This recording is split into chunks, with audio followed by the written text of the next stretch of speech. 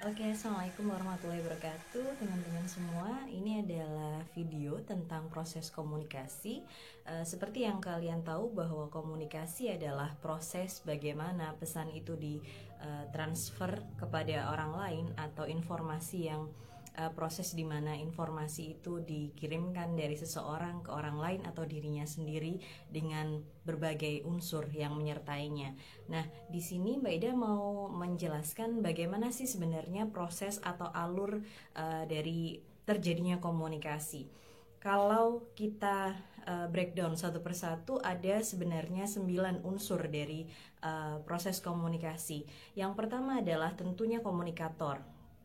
Pesan bermula dari komunikator atau sender, sering disebut sender, atau juga pengirim pesan ya. Komunikator seharusnya memenuhi beberapa karakteristik teman-teman, di mana dia harus mempunyai etos, patos, dan logos. Itu adalah tiga fundamental konsep yang dipaparkan oleh Aristoteles.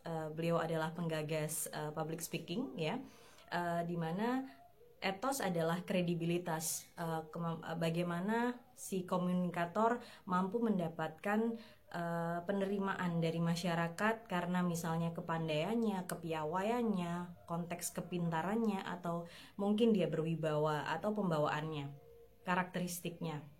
Kemudian yang kedua adalah patos. Patos adalah keadaan di mana si komunikator mampu menghantarkan pesan secara atraktif dan menarik emosional dari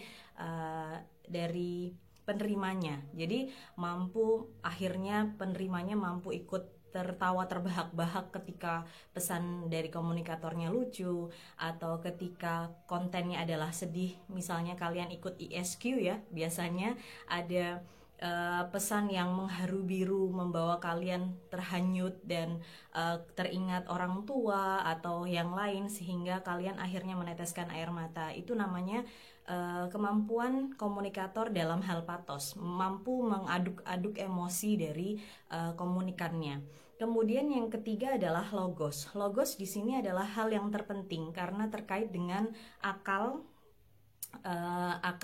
dari logika ya. Bagaimana pesan itu di-create sedemikian rupa yang sehingga mampu menghasilkan sesuatu konten yang dapat dipercaya karena logik gitu ya, karena nalar masuk logika dari komunikannya. Nah, selain itu juga ada konsep make up. Make up tuh M-nya adalah mengenal diri ya. Jadi komunikator harus mampu mengenali dirinya. Apa kekurangannya? Apakah dia pemalu? Apakah dia pemberani? Apakah justru dia terlalu banyak bicara? Atau apa kekurangannya? Seperti itu. Setelah mengenal diri, ya, kita akan mengevaluasi dari diri kita sebagai komunikator, dan kemudian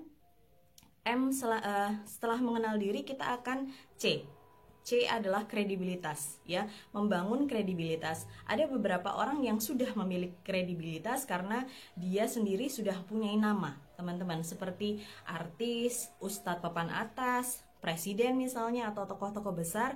Mereka sudah memiliki power gitu ya, kekuasaan, sehingga terbentuk kredibilitas atau kepercayaan yang besar. Walaupun dia tidak melakukan usaha bahwa dia harus berwibawa, bahwa dia harus seperti apa, tapi kredibilitas atau kepercayaan dari masyarakat atau audiens itu sudah terbentuk, ada pada dirinya. Kemudian selain itu ada beberapa orang yang bisa atau mampu membangun kredibilitas pada saat dia berkomunikasi. Misalnya walaupun kita nggak kenal siapa orangnya gitu teman-teman, kita mampu create konten kita. Misalnya konten kita ternyata logik, konten kita ternyata menghibur, atau misalnya mata kuliah ini yang harusnya bosenin ternyata dibawain, wah lucu, wah kok jarang-jarang ngomongin teori tapi ternyata konsepnya menyenangkan kayak gitu. Nah, akhirnya kepercayaan dan penerimaan masyarakat terbentuk. Ini namanya kredibilitas yang terjadi di tengah proses komunikasi ya. Jadi jangan cemas teman-teman ketika memang teman-teman, aku bukan siapa-siapa, aku nggak bisa narik kepercayaan dari masyarakat. Tidak ya, sebenarnya semua hal mungkin, tapi kita harus mengusahakan gitu. Public speaking dan kemampuan berkomunikasi itu bisa di-create ya, bisa dipelajari, dan kita bisa mengasahnya by the time ya. Kita bisa mengasahnya seiring berjalannya waktu dan proses kita menambal sulam gitu teman-teman. Yang terakhir adalah ada juga komunikator yang kemudian mendapatkan kredibilitas ketika proses komunikasinya sudah berakhir. Ya, misalnya kalian datang seminar atau kalian ikut suatu kegiatan, kemudian sampai rumah kalian mengulas lagi, atau misalnya mengevaluasi apa sih kegiatan tadi, pembicaranya ngomongin apa sih misalnya kayak gitu ya, atau kalian ketemu dengan siapa dan akhirnya kalian mengevaluasi pembicaraan atau proses komunikasi yang terjadi sebelumnya, dan ternyata logik ya omongan dia atau perilaku dia atau saran dia. Nah, ini dinamakan terminal credibility atau kredibilitas yang terbentuk di akhir proses komunikasi. Itu yang C ya. Kemudian yang karena make up, MC, A-nya apa? A-nya adalah attractiveness. Attractiveness sama dengan konsep patosnya Aristoteles tadi. Attractiveness di sini dikatakan bahwa bagaimana komunikator kemudian mampu menarik daya pikat ya, punya daya pikat, baik itu bisa fisik, misalnya dari dia cantik, dia ganteng, kemudian bodinya ideal gitu. Tapi jangan kemudian terpaku pada fisik saja, tapi bagaimana kita juga meng-create diri kita ya, maksudnya meng-create dalam arti bagaimana cara kita berbusana, bagaimana cara tutur kita, bahasa yang kita gunakan gitu teman-teman. Kemudian konteks lain adalah ketertarikan secara emosional juga ya, bagaimana kita mampu memahami si audience gitu, itu juga memberikan daya tarik terhadap audience kita. Yang terakhir adalah power atau P, power ya, make up kan, M, C, A, dan P. P-nya adalah power, hampir sama dengan kredibilitas. Sebenarnya power adalah bentuk kekuasaan yang nantinya mampu atau memudahkan kita membangun kepercayaan dari masyarakat yang menjadi target atau sasaran komunikasi kita atau komunikan kita. Nah, power di sini apa sih sebenarnya? Power di sini adalah kekuatan di mana itu tadi pada akhirnya mampu meng-create kepercayaan dari komunikan. Biasanya hal ini dimiliki oleh orang-orang yang mempunyai wibawa atau mempunyai nama besar, misalnya ya teman-teman, misalnya katakanlah presiden, selebritas kayak tadi, hampir sama dengan credibility, tapi credibility lebih kepada bisa tentang logiknya ya, tapi kalau power di sini bentuk kekuasaan yang tentang fame atau konteks kepopuleran bisa, atau misalnya pada saat ini yang mampu berbicara tentang pandemi yang dikatakan punya power tinggi sebenarnya adalah Menteri Kesehatan misalnya, tapi kemudian orang-orang mencari Menteri Kesehatan di mana, bahkan Mata Najwa juga menginisiasi program kursi kosong. Nah, di sini powernya Menteri Kesehatan itu dikatakan tepat ketika kita membicarakan suatu hal yang sesuai dengan konteksnya, kayak gitu teman-teman. Sehingga power tidak melulu tentang kekuasaan atau tahta atau tentang kefamousan atau ketenaran, tapi juga tentang bagaimana konteks seseorang yang tepat untuk dijadikan narasumber atau asal dari informasi yang akan dipaparkan gitu. Itu untuk komunikator. Selanjutnya apa yang harus dimiliki suatu proses komunikasi adalah proses yang namanya encoding. Proses encoding adalah proses di mana terjadinya pengkreatan berbagai macam kode, berbagai macam simbol dari verbal, dari non-verbal, entah itu kata-kata yang kemudian di-create dari simbol-simbol atau huruf-huruf ya kalau pakai mesin ketik, atau ketika keluar dari mulut kita proses di secara logik kita di otak misalnya dengan proses yang kimiawis atau biologis ya.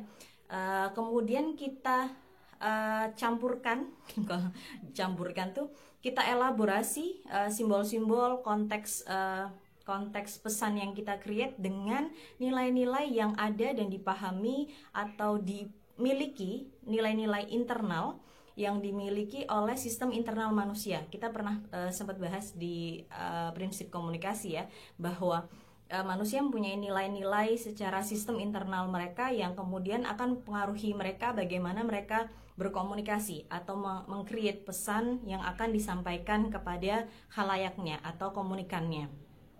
Baik itu adalah pesan verbal ataukah tulisan misalnya, atau gambar atau apapun. Contohnya misalnya kayak seseorang yang jago grafis, kemudian dia akan memikirkan dulu tema apa yang akan aku buat untuk saya sampaikan kepada follower saya di Instagram misalnya, karena gambar grafis dia akan share akhirnya di Instagram. Nah kemudian karena dia adalah seorang aktivis atau penggiat di konteks emansipasi ya, menginginkan perubahan, akhirnya dia membuat misalnya grafis tentang keadaan pandemi yang tidak kunjung usai gitu. Kemudian dia menghadirkan beberapa tokoh pimpinan masyarakat yang kemudian dibuat sedemikian rupa untuk menyampaikan pesan bagaimana ini akhir dari pandemi ini di negara Indonesia, misalnya seperti itu. Nah, bagaimana dia meng-create itu akan dipengaruhi juga oleh nilai-nilai yang ada di dalam dirinya dan bagaimana dia melihat sekelilingnya atau eksternalnya dia, sehingga itu yang dinamakan proses encoding gitu teman-teman.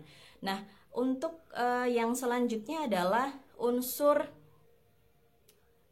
pesan sendiri. Pesan dibagi menjadi dua teman-teman, ada pesan verbal dan pesan yang non-verbal. Kalau pesan verbal adalah segala sesuatu pesan yang itu terucap atau dilakukan secara verbal atau lisan ya, berasal dari tutur. Bisa konteksnya bahasa, bisa konteksnya kata-kata yang keluar gitu ya. Tapi kalau non-verbal itu bisa berarti konteks gambar, simbol, misalnya Mbak Ida mengacungkan jari, kemudian ada gelengan ya. Masing-masing dari perangai kita mempunyai istilah sendiri. Teman-teman bisa membukanya di buku komunikasi sebagai suatu pengantar di buku Dedi Mulyana ya. Di situ akan ada apa sih istilahnya untuk gelengan, kemudian ada istilahnya untuk misalnya gerakan badan menggambarkan tinggi seseorang, besar seseorang, tinggi pendek kayak gitu ya, besar kecil misalnya kita hanya ngomong segini gitu kan, kita kan paham ya, karena itu adalah bentuk pesan yang kemudian kita maknai secara bersama di masyarakat, karena pesan itu adalah non-verbal atau verbal yang dibentuk oleh masyarakat. Kita belajar komunikasi sebagai proses simbolik, bahwa pesan atau makna itu dibentuk dan di-create oleh manusia, sehingga ada beberapa pesan yang itu kita artikan secara general gitu ya, sehingga misalnya secara general kita mengerti bahwa ketika kita mengangkat jempol itu berarti keren, ya berarti orang seluruh dunia tahu ini keren. Tapi belum tentu misalnya seperti kita mengibarkan bendera putih gitu ya, di suatu tempat gitu, ada yang mengartikan bahwa ada musibah atau ada lelayu, ada orang yang meninggal gitu ya kalau di Jogja.